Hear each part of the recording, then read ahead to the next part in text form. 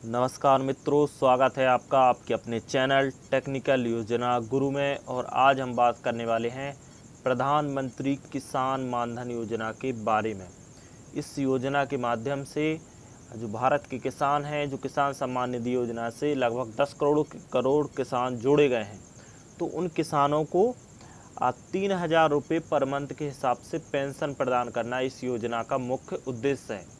इस योजना के माध्यम से जो किसान रहते हैं उनको 60 वर्ष की उम्र के बाद जो आर्थिक समस्याओं को करना पड़ता है, तो उसका सामना ना करना पड़े, इस उद्देश्य से यह योजना भारत के यशस्वी प्रधानमंत्री श्री नरेंद्र मोदी जी के द्वारा प्रारंभ की गई है।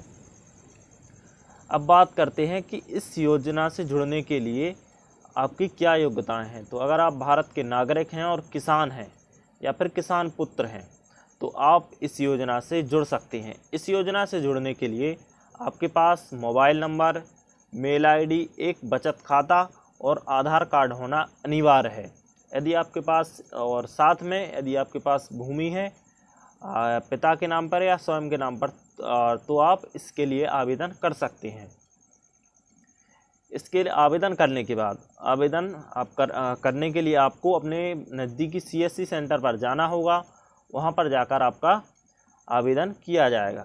और हम आगे वीडियो में बता भी देंगे कि यदि आप मोबाइल से अपने स्वयं से करना चाहें तो भी आप स्वयं से भी कर सकते हैं।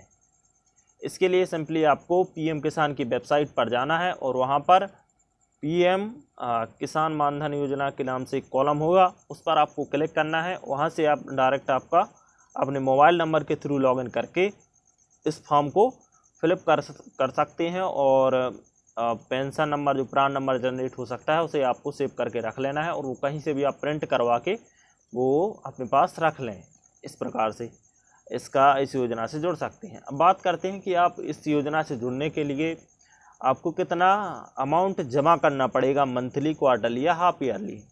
तो इसमें हम आपको बता दें कि जो केंद्र सरकार है वह आपके साथ आप जितना योगदान करते हैं इस योजना में, आपके बराबर उतना ही योगदान केंद्र सरकार भी करती है। जैसे यदि आप इस योजना में, यदि आपकी उम्र 30 वर्ष है और आप 100 रुपये पर मंथ अपनी योजना में जमा कर रहे हैं, तो 100 रुपये ही केंद्र सरकार भी इस योजना में जमा करेगी।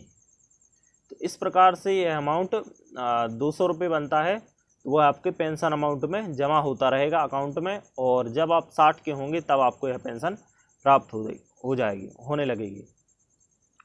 तो इस बीच बहुत से प्रश्न भी उठते हैं।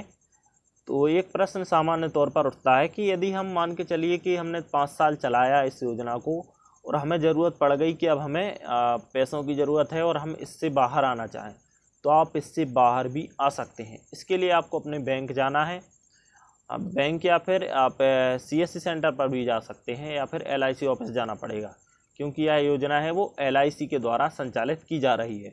डायरेक्ट रूप से नहीं, लेकिन CSC के माध्यम से वो पैसा जो जमा होता है अमाउंट, वो LIC के पास ही जाता है। तो इससे यदि आप बाहर आना चाहें तो आपको एक फॉर्म फिलअप करना पड़ेगा और आपको उसके लिए अप्लाई करना पड़ेगा। तो आप उस योजना से बाहर आ सकते हैं और आपका जो भी अमाउंट है, साथ में जो भी इंटरेस्ट है, आपका इंटरेस्ट केंद्र सरकार जो देती है वो उनका वापस चला जाएगा। जो आप जमा करते हैं वह आपको वापस कर दिया जाएगा ब्याज के साथ। अब बात आती है कि यदि ये 60 की उम्र के बाद मान के चलिए कोई व्यक्ति एक्सपायर हो जाता है, तो जो वो अमाउंट रहेगा पेंशन अमाउंट, उसका 50% यानी 3,000 की जगह 1,500 रुपये उनके जो वाइफ सपोज होंगे, उनके पति हैं तो पत्नी, पत्नी है तो पति, तो इस प्रकार से उनको आजीवन पेंशन प्राप्त होती रहेगी। इस प्रकार से हमने आपको सारी जानकारी दी कि आप किस प्रकार से किसान मानधन योजना से जुड़ सकते हैं।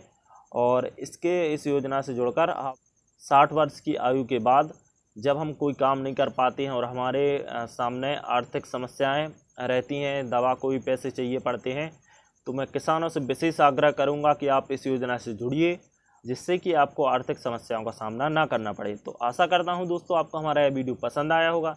अगर आपको हमारा यह वीडियो पसंद आया है तो आप हमारे चैनल को सब्सक्राइब करें और इसी प्रकार के अन्य वीडियो के लिए बेल आइकन ज़रूर प्रेस करें, जिससे कि हम जैसे ये वीडियो डालें तो आपके पास डायरेक्ट नोटिफिकेशन पहुंच जाए और आप हमारा जो भी इंफॉर्मेटिव वीडियो है वो देख सकें।